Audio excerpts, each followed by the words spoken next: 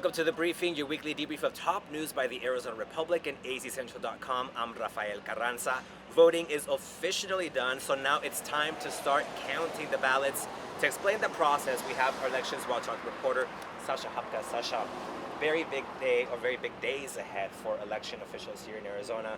What do we know about what happens next with these ballots that have been submitted both today as well as the early votes?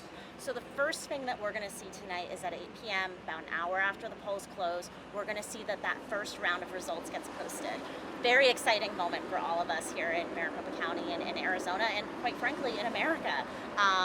We're going to see that drop includes results from early ballots that have been flowing in here for the last few weeks during the early voting period. After that, we're going to see more result drops throughout the night. They're probably going to be pretty slow. We've got a new state law that might cause some delays, but election officials are going to get all of the results back from the polls on elections night. However, that does not mean that the counting process is done. It will continue in the days ahead.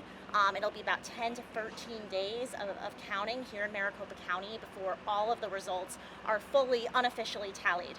And the reason for that is because Arizona is actually very kind to its voters. We allow them to drop off ballots at polling places on election day, so very last minute. We call them late earlies. And those ballots, they still have to go through a bunch of processes, a bunch of steps that are intended to safeguard against voter fraud before they're able to be tallied. So we're going to see that process happening here in the coming days. And to be clear, there's nothing nefarious with that, right? These are election laws that have been in place, practices that have been in place over the last few elections. Yes, so that 10 to 13 days is very typical for Maricopa County. Some people might remember, when I was a kid, we got election results like on election night. Why is that not the case now?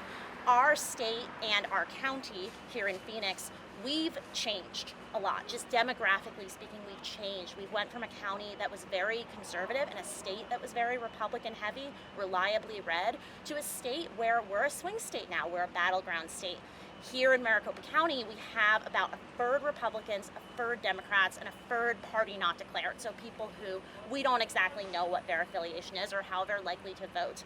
That means a lot of our races, especially those top of the ticket races, the presidency, those are going to be really, really tight margins. And when margins are tight, you need more of the result in order for media outlets like the Associated Press to make calls on the outcomes, to predict what the outcome is going to be reliably.